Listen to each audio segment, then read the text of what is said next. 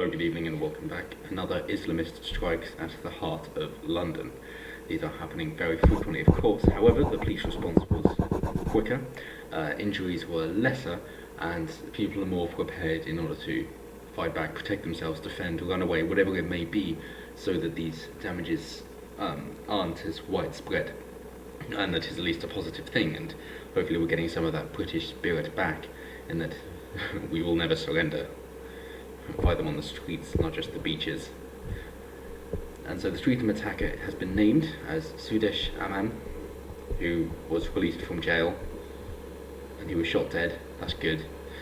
Although the one downside of having him being shot dead by the police and the police responding so soon is that you go, well, okay, does that mean then the only way to be safe is to have so many armed police around all the time? We have to live under a more or less police state because we're not actually going to address the root of the problem, which is the difference in cultures not mixing with English. It doesn't assimilate, it does not compute with the British way of doing things, and therefore when you get these different cultures coming in and they intend on destroying our way of life, they will do so, and the powers that be do not give a shit about protecting us on the symptoms. They just want to say, oh well,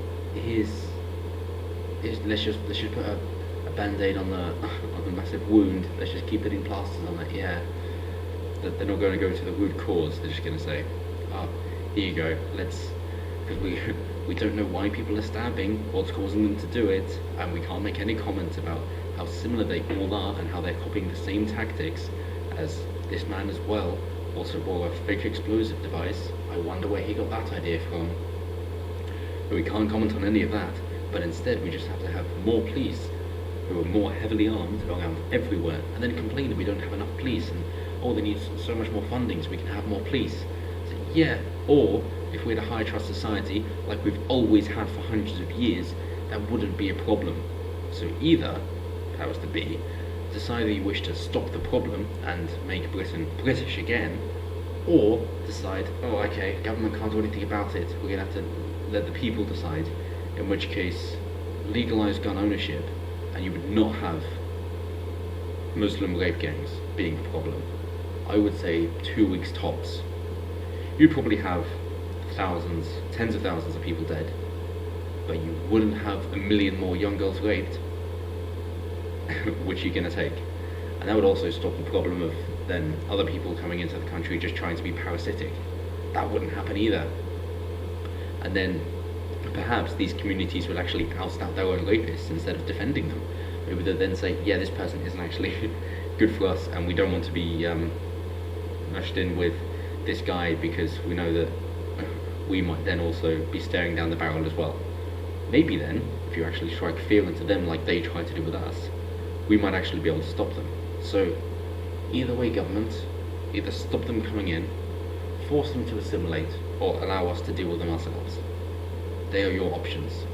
This response of saying you have to have a bigger police state and they don't have enough police is not going to cut it. No chance. The police response ordinarily takes far too long, and in that time people are dying and you cannot allow to use your voters, the people that you're sworn in to protect.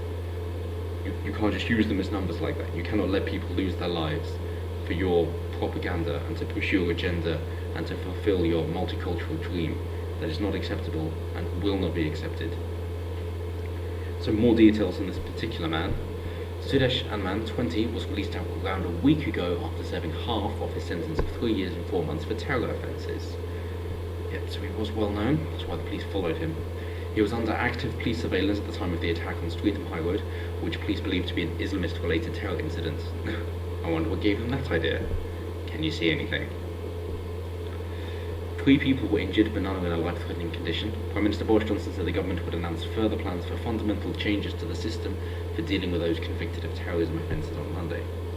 Hopefully Islamist offences, given that you also then try and say, oh, it's Section 7 of the Terror Act, which is why Lauren Southern can't be in the UK anymore. That kind of crap can't stand. Because why can't she be in the UK anymore?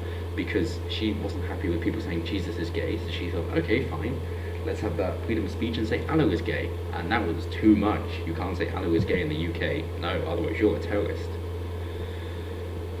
So, careful where you're going with that, Boris. He said the government moved quickly to introduce measures strengthening its response to terrorism, including longer prison sentences and more money for police following the attack at Fishmongers Fall near London Bridge in November. And the response was quick, but they were tailing him. And as they say, one is in life-threatening condition, the other two are minor injuries, one of which is just from glass damage from the police shooting. So the Met Police said armed officers who were part of a proactive counter-terrorism operation, not proactive enough, and were following the suspects on foot were in immediate attendance. The man had a hoax device strapped to his body, police said. The BBC's Daniel Sanford said the events appeared to unfold after witnesses saw an unmarked police car pull in front of another car near Streatham Common, forcing it to stop. He said this could be linked to the subsequent stabbings and police shooting, and it was possible somebody was stopped before being followed by undercover officers. So he was on surveillance, then waiting for him to act, waiting for him to stab someone, and then they moved in. So a man in his 40s was initially considered to be in a life-threatening condition. This is no longer the case. A woman in her 50s whose injuries were not life-threatening has been discharged from hospital, and another woman in her 20s continues to receive hospital treatment for minor injuries believed to have been caused by glass following shots from the police. Fantastic. We're recovering quite well. Hopefully they will get the point and stop it. Then again, they also believe that the repopulation rate will mean that they will take over their country through births instead, and I'm not going to allow that to happen. So they mentioned a bit about who was Sudesh-man, and it's quite obvious. We know his Islamist tendencies, so we don't care. It's all the same. All Islam Jihad is the same. It's underthought, it's not well planned out. They are inbred, they can't think through their ideas, they just wish to strike fear into a superior society, and I have absolutely no time for Islamists, as they have no time for me. But who's going to win in a fair match?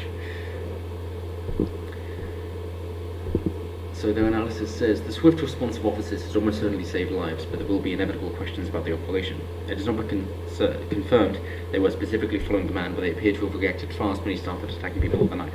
Counter-terrorist police in MI5 have around 3,000 so-called subjects of interest at any one time, but a much smaller number are under round-the-clock surveillance because it takes a huge team of specialist officers to watch a suspect covertly.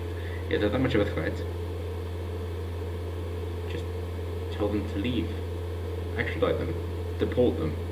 Say, yeah, we don't want your type here because you are physically attacking our way of living. So leave, go find somewhere else. You're not fleeing from a war, that's bullshit, so you can go back to where you came from. It's not just a thing of saying, you have a slightly different way of doing things. No, you are actually trying to destroy our society. You can leave. If you don't like it, leave. We're not going to give you an opportunity to destroy it, because we are actually polite, sensible, friendly people, and might give you the benefit of the doubt, but I think we've had enough of that now. So this means that preventing terrorism is all about taking difficult decisions, which suspects should be watched, what level of risk do they pose, and when is the best time to make an arrest given the need to capture real evidence. Exactly, deport them. Those decisions have become harder in recent years as would-be attackers are increasingly likely to act alone and to use low-tech weapons, sometimes on a whim. You just can't trust any of them then, can you?